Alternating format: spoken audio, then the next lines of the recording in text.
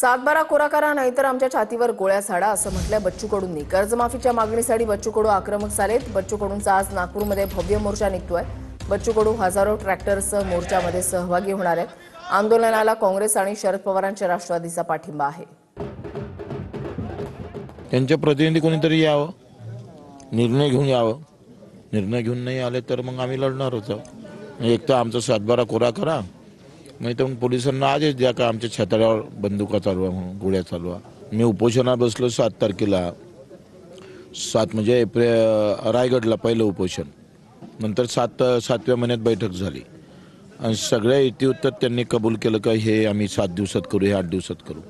आता 4 महिने झाले बैठकी तो निर्णय होतो असं नाही आहे, कारण पहिली बैठक आमची वांजोटीच गेली आखरी। आता मला वाटतं तुम्ही निर्णय घ्या, आम्हाला सांगा, पटला तर आम्ही समजून घेऊ, नाही पटला तर मग आम्ही लढू। तर बच्चू कडू यांच्याकडून आज हा मोर्चा काढला जातोय। नागपूरमध्ये भव्य मोर्चाचं आयोजन जे ते करण्यात आलेलं आहे। शेतकरी कर्जमाफीसाठी बच्चू कडू हे चांगलेच आक्रमक झालेले आहेत। हजारोंच्या संख्येने ट्रॅक्टर त्यांच्या सोबत आहेत। गजानन उमाटे आमचे प्रतिनिधी आमच्या सोबत आहेत। गजानन, तुम्ही सध्या कोणत्या भागामध्ये आहात? आज बच्चू कडू नागपूरमध्ये किती वाजता पोहोचणार आहेत? किती वाजता मोर्चाला सुरुवात होणार आहे? नियोजन कशा पद्धतीने करण्यात आलंय? साधारणतः दुपारनंतर प्रहारचे अध्यक्ष बच्चू कडू या ठिकाणी पोहोचणार आहे। सभेची तयारी पूर्ण झालेली आहे। आपण हे दृश्य या ठिकाणी बघू शकतो। पहाटेपासूनच लोक जे आहे ते या ठिकाणी दाखल झालेले आहे आणि न्याहारी करतायत। आपण हे दृश्य या ठिकाणी बघू शकतो। बघा, न्याहारी सुरू आहे, त्यांची पण न्याहारी या ठिकाणी करतायत। चणे चिवडा सोबत आणलेला आहे। आपण हे दृश्य या ठिकाणी बघू शकतो आणि राज्याच्या वेगळ्या भागातून दिव्यांग बांधव आणि शेतकरी या ठिकाणी दाखल झालेले आहे।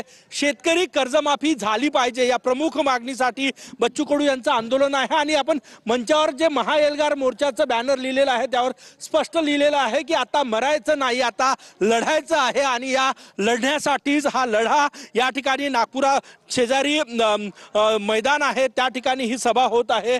आपल्यासोबत काही लोक आहे जे वेगळ्या भागातून आलेले आहे। बघा, या ताई आलेल्या आहे। ताई, काय मागणी आहे, काय सांगणार?